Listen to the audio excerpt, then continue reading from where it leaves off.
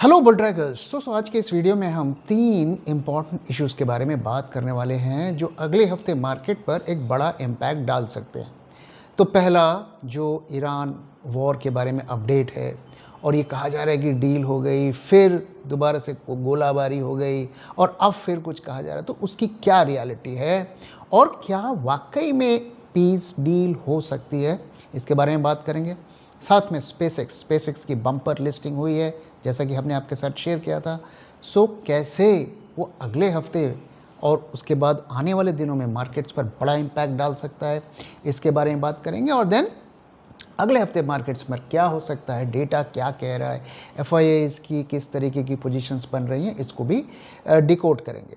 सो सबसे पहले हम ईरान वॉर के अपडेट के बारे में बात करते हैं। देखिए, ईरान वॉर का अपडेट को हमें थोड़ा डेप्थ में समझने की ज़रूरत है। क्यों ज़रूरत है?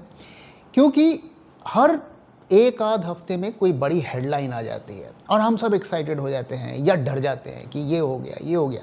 अगर आप इस पूरे मुद्दे को थोड़ा डीप में समझ लेंगे तो हेडलाइन आपको इन्फ्लुएंस नहीं करेगी।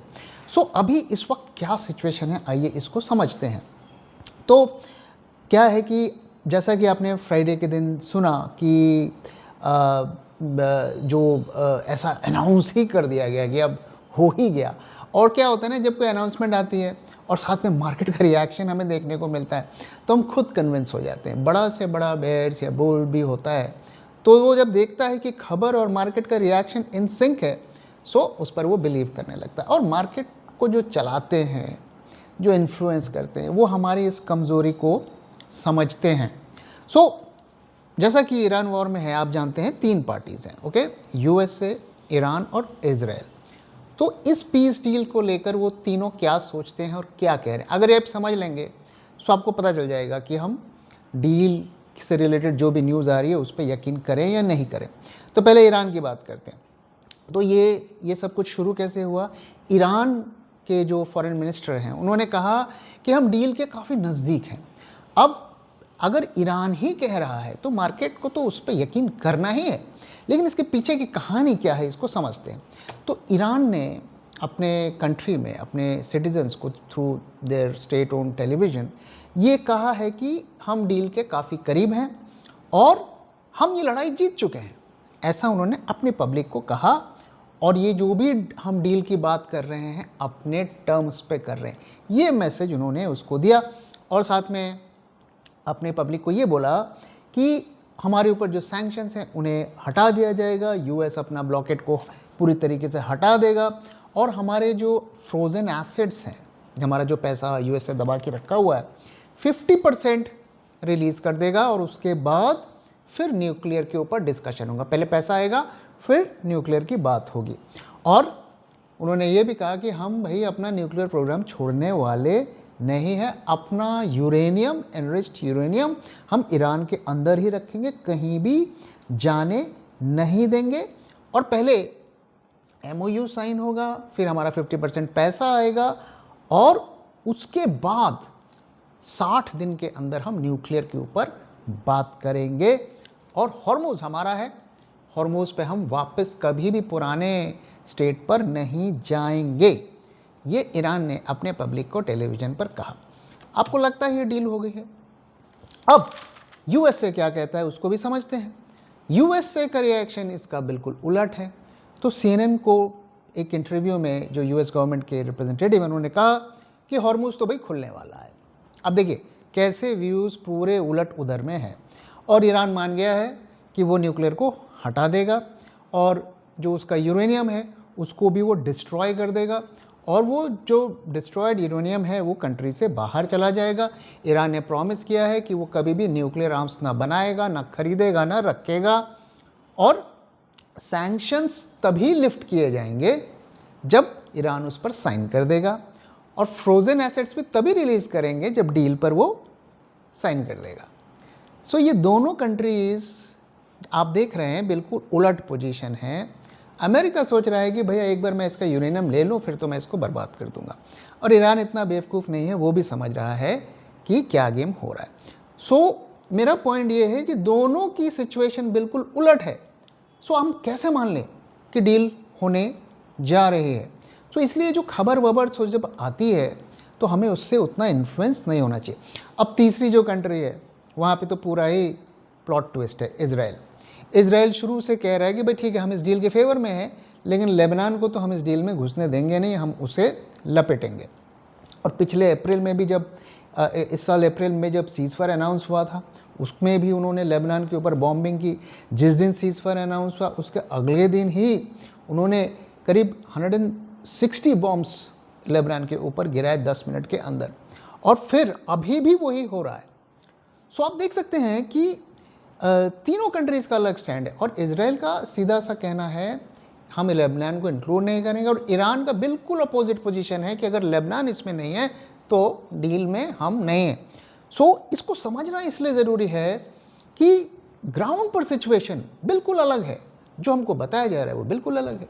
सो हम कैसे इस पर यकीन कर लें, तो ये चीज़ आपको समझना बहुत ज़रूरी है। फ्राइडे के दिन ट्रंप ने अपना रिएक्शन भी दे दिया, बोला have nothing to do with the terms that were agreed. मतलब जो ईरान ने ये सब कहा अपने सिटीजन्स को, उस पर ट्रंप ने उसको रिजेक्ट कर दिया, बोला नहीं ये सब तुमने बात ही नहीं किया, और साथ में कह दिया वेरी डिसऑनरेबल पीपल, ऐसा उन्होंने ईरान के बारे में कहा। सो आपको लग रहा है कि डील हो गई है। अब कल तक भी गोलाबारी हुई है, ईरान ने ड्रोन अटैक्स किए हैं यूएसए के ऊपर, यूएसए की मिसाइल्स ने उसको डिस्ट्रॉय किया है। सो आज भी सिचुएशन ग्राउंड पर टेंस है, और इजराइल और लेबनान का भी वो चल रहा है। सो 30 से ज़्यादा बार ट्रंप ने कहा है कि डील इज इमिनेंट, और ये 31st टाइम होने जा रहा है। So how can we trust कि यहाँ पर कुछ हो जाएगा? जब तक ये तीनों पार्टी सिंक में ना हो, एक भाषा ना बोले, हम कैसे मान सकते हैं? अब देखिए, आज संडे है, आज फिर नाटक शुरू हो गया, क्योंकि मंडे से मार्केट्स खुलने हैं। सो उनको थोड़ा बुलिश हवा देनी है। स्पेसएक्स का भी लिस्टिंग हुआ है, उसको भी, और उसकी भी नैया पार लगानी है, प्राइस को ऊपर सस्टेन करना है। क्यों? क्योंकि उनके जो अर्ली इन्वेस्टर्स हैं उनको एग्जिट देना है, अगले 2 महीने से एग्जिट शुरू हो जाएंगे। सो वो नाटक फिर शुरू हो गया है। अभी देखिए, पाकिस्तान ने बोला है deal likely expected in the next 24 hours, ऐसा ये आज का स्टेटमेंट है पाकिस्तान का। ओके, ट्रंप ने कहा है deal is scheduled to be signed tomorrow, भाई मंडे ही होने वाला है। सो फिर वही सब हो गया। लेकिन ग्राउंड पर सिचुएशन आप मुझे बताइए, क्या आपको लग रहा है कि डील होने लायक सिचुएशन बन रही है? और अभी भी इजराइल लेबनान से पीस करने को रेडी नहीं है, मोस्ट लाइकली अभी भी वहाँ पर बॉम्बिंग चल रही है। एक बड़ा अटैक वहाँ होगा तो ईरान इस डील से बैकआउट हो जाएगा, क्योंकि उसका पॉइंट बड़ा क्लियर है, अगर लेबनान इसमें शामिल नहीं है तो हम भी शामिल नहीं है। ओके, सो यहाँ पर सिचुएशन बहुत ट्रिकी है। एक बार फिर खबरें वबरें आएंगी, मार्केट वार्केट थोड़ा चढ़ेगा गिरेगा, बट हमें समझना पड़ेगा कि वाकई में डील हुई है कि नहीं हुई। ईरान के मुंह से हमें ये सुनना है कि yes we agree to the terms and we are willing to sign. By the way, Iran ने ये बोला है कि don't speculate, we are talking, don't speculate anything. Okay, इसलिए we have to be very very cautious. पहले भी इसी तरीके का गैप अप हमने कई बार देखे हैं, एक बार तो नहीं देखा ना, कई बार देखे। तो हर बार जब गैप अप होता है हमको वही कहानी देखने को मिलती है। मोस्ट लाइकली इस बार भी हमें वही कहानी देखने को मिलेगी, अभी तक का जो हम देख रहे हैं। अगले हफ्ते क्या होगा वो आप जानते हैं कि कोई प्रेडिक्ट नहीं कर सकता।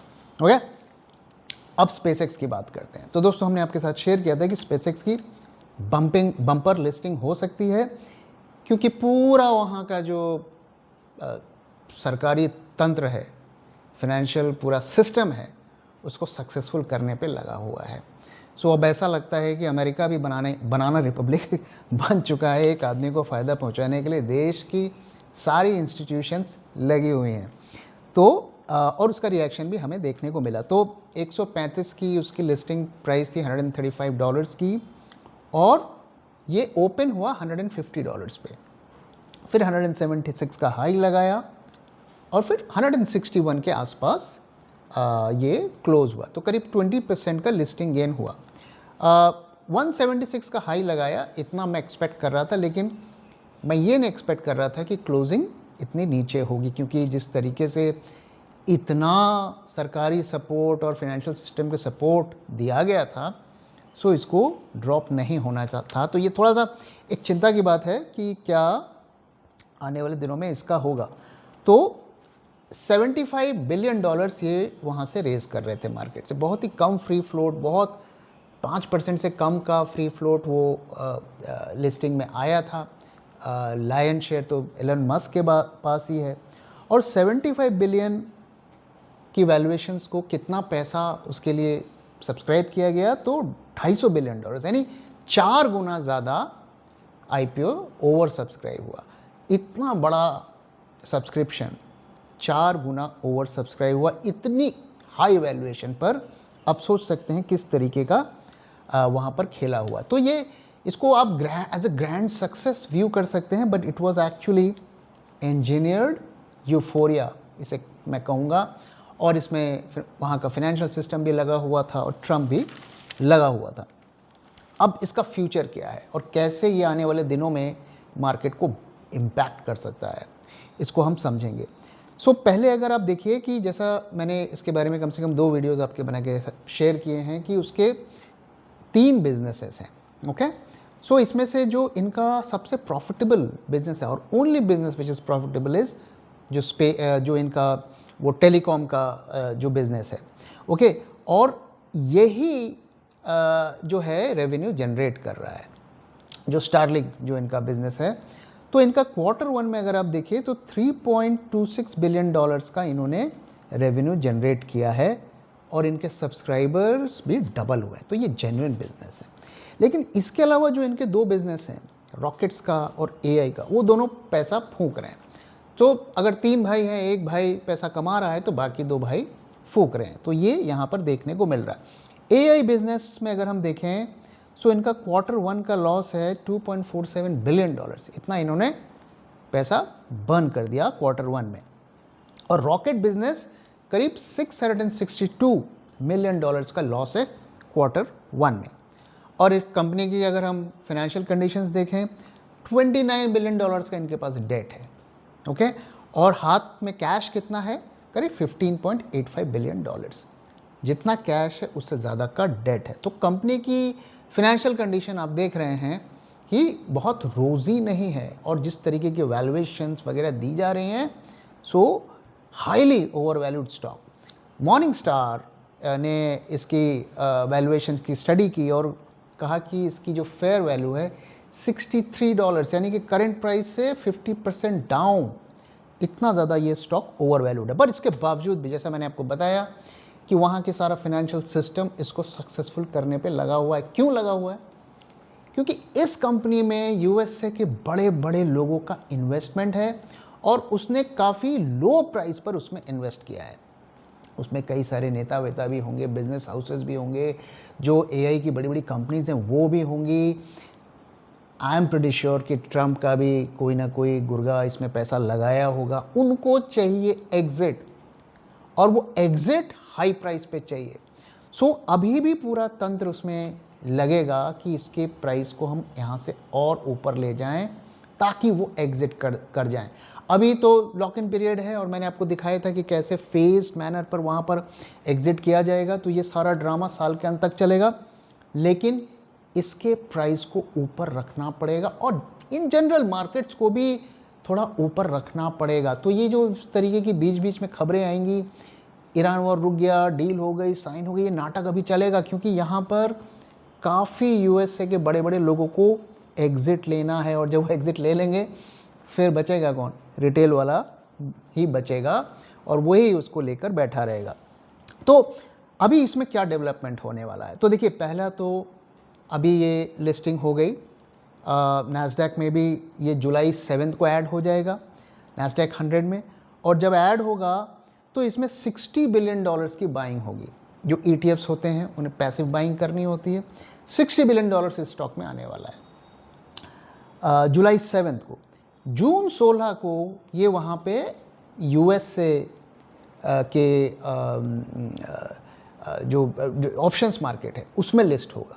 तो ऑप्शंस में भी इसकी ट्रेडिंग होगी और जैसे ही ऑप्शन में ट्रेडिंग होगी तो फिर आप जानते हैं क्या होगा, ये हाईली वॉलेटाइल स्टॉक बन जाएगा। तो आप समझिए कि ये स्टॉक वॉलेटाइल हुआ, ये नैस्डैक 100 में है तो नैस्डैक भी फ्लक्चुएट करेगा, और उसके बाद जितनी सारे ETFs हैं जो नैस्डैक को ट्रैक करती हैं, अलग अलग AI जो ETFs हैं उसको ट्रैक करते हैं, उन सब में भी इसकी पोजीशन ली जाएगी और वो भी इस पर बाइंग सेलिंग करेंगे। और साथ में ETFs को अगर एक नए स्टॉक में अपना वेटेज बढ़ाना है तो पुराने स्टॉक में सेलिंग करनी पड़ेगी, तो फिर वो AI के दूसरे स्टॉक्स में सेलिंग करेंगे। तो ये आने वाले दिनों में एक बड़ी वोलेटिलिटी क्रिएट कर सकता है। ध्यान में रखना है कि जो SpaceX का फ्री फ्लोट है वो काफ़ी कम है, और जब फ्री फ्लोट कम होता है और ज़्यादातर जो स्टॉक्स हैं वो लॉक इन में रहते हैं, तो क्या होता है प्राइस में ज़बरदस्त उतार चढ़ाव देखने को मिलता है। तो आपको राइज भी देखने को मिलेगा और फॉल भी देखने को मिलेगा। ऐसे में आप बेस्ट केस यही उम्मीद कर सकते हैं कि कोई नेगेटिव न्यूज़ ना आ जाए, कोई ये वॉर एस्केलेट ना हो जाए, और ट्रम्प की पूरी कोशिश रहेगी कि हम एस्केलेशन ना करें, क्योंकि वो फिर इसमें भूचाल लाएगा इस स्टॉक में, और जब इसमें भूचाल आएगा तो फिर पूरे इंडेक्स में और वर्ल्ड मार्केट पर उसका इम्पैक्ट देखने को मिलेगा। सो आने वाले 2 हफ्ते काफ़ी इसको लेकर एक्साइटिंग रह सकते हैं। अब देखिए, यहाँ पर मैं एक चीज़ आपके साथ शेयर करना चाहता हूँ कि ये कंपनी अब AI में भी घुस गई है। इसने गूगल के साथ एक बड़ा डील किया है और अब ये अपने आप को एज एन AI कंपनी भी बिल्ड करेंगे, क्योंकि इनका XAI जो बिजनेस है वो मेनली AI का है। सो इसको ऐसे में प्रोजेक्ट किया जाएगा कि ये AI का नया बड़ा प्लेयर बनने वाला है। लेकिन दोस्तों, हमें ध्यान में रखना है कि ये स्टॉक हाईली ओवर वैल्यूड है, इसे हमें अवॉइड करना है। AI के बारे में मैं बार बार आपके साथ कहता हूँ कि AI is a real story. इसमें कुछ स्टॉक्स में बबल है, कुछ में नहीं है। आप कल का वीडियो मेरा रेफ़र करिए, वो AI का वीडियो मैंने इसीलिए बनाया है ताकि बिल्कुल क्लैरिटी रहे कि किन AI के स्टॉक्स में बबल है, किन में नहीं है। उसको आप जाके देखिए अगर आप AI के थीम में इन्वेस्ट करना चाहते हैं। दोस्तों, आप जानते हैं कि मैं मार्केट में बहुत ज़्यादा कॉशियस रहता हूँ, लेकिन ये एक थीम है जिसमें मैं रीजनेबली बुलिश हूँ। ये 10 साल की स्टोरी है। दोस्तों, मैं टेक में पिछले कितने सालों से मैंने टेक के रिवोल्यूशन देखे हैं। 1995 में मैंने पहली बार .com इंटरनेट यूज़ किया था, और जब मैंने उसे यूज़ किया तो मैं सोचा मैं इसका करूँगा क्या, और कई सालों तक हम इंटरनेट का इस्तेमाल क्यों करते थे? ईमेल भेजने के लिए, पर्सनल ईमेल्स एंड उसके बाद आप जोक्स शेयर करते थे, इंटरेस्टिंग जो पिक्स होती थी वो शेयर करते थे। तो ये एक एंटरटेनमेंट का मीडियम था, उसका कोई प्रोडक्टिविटी वैल्यू नहीं थी जब तक कि गूगल सर्च, हमें एडवांस गूगल सर्च नहीं देखने को मिला जो हमें हेल्प करता था कि हम कुछ सर्च कर लें। उसमें भी हम घंटों रिसर्च करते थे, एक एक लिंक पर क्लिक करके उसको पढ़ना, वो एक तरीके से मैनुअल काम था, बस वो हमें लिंक सर्च करके दे देता था। लेकिन AI, पहली बार मैं ऐसा एक टूल देख रहा हूँ जो प्रोडक्टिव है, जो आपके काम को आसान करता है, आपको किसी भी फील्ड में आप हो, आपको एक मेंटर, एक गाइड की तरह वो करता है। ओके, बस आपको यूज़ करना आना चाहिए। तो ये जो टेक्नोलॉजी है ये आने वाले 10-15 सालों में और बड़ी होगी, और कोई इंडस्ट्री इससे नहीं बच सकती। ना डॉक्टर्स, ना लॉयर्स, ना डिज़ाइनर्स, इवन हम, हो सकता है 5 साल बाद कोई AI बेस्ड ही वीडियोस आप देख रहे हो और हमारी वीडियो ना देख रहे हो, और हम उसके लिए तैयार हैं। तो ये एक रियल स्टोरी है, लेकिन हमें बस ये आइडेंटिफाई करना आना चाहिए कि कौन सी जो स्टॉक्स है, जो कंपनी है, वो आज के दिन पे सही है और कौन सी नहीं है। कल का वीडियो आप जाके रेफ़र करिए, उसमें कुछ आपको क्लूज़ मिलेंगे कि कैसे हम आइडेंटिफाई करें अच्छी कंपनी है, बुरी कंपनी है। मेरा सजेशन ये रहेगा कि एज अ 10 ईयर स्टोरी आपको थोड़े थोड़े ये स्टॉक्स जो US के हैं या ग्लोबल हैं, थोड़े थोड़े करके आपको हर 10% 15% फॉल में एक्वायर करते रहना चाहिए। बहुत ज़्यादा पैसा एक बार में नहीं लगाना है।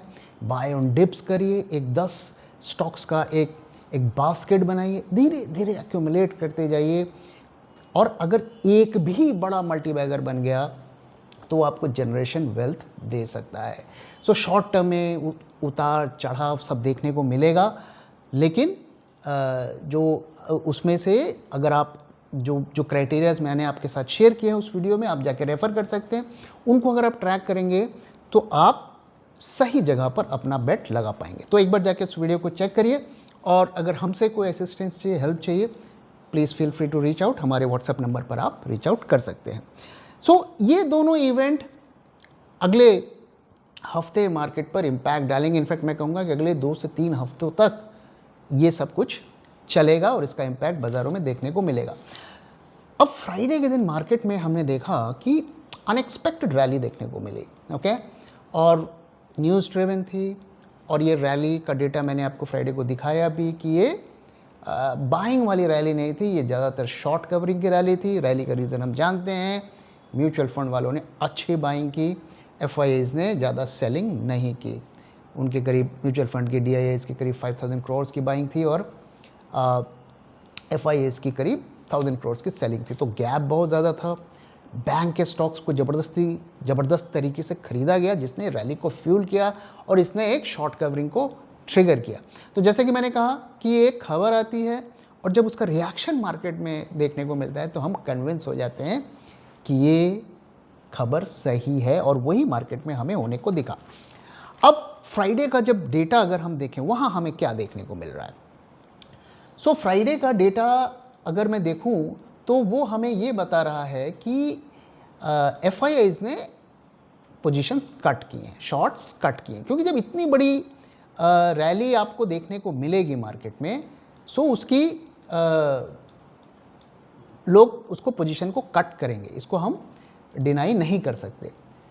तो वो हमें देखने को मिला। और तो एफआईआईज़ ने, अगर इंडेक्स शॉर्ट्स की बात करें हम, सो 23,360 शॉर्ट्स इंडेक्स फ्यूचर्स के कट किए, साइजेबल कट्स थे। लेकिन इसके बावजूद भी करीब 2.43 लाख करोड़ की उनकी शॉर्ट्स बनी हुई हैं मार्केट में। तो फ्यूचर्स मार्केट में उन्होंने कट किया है।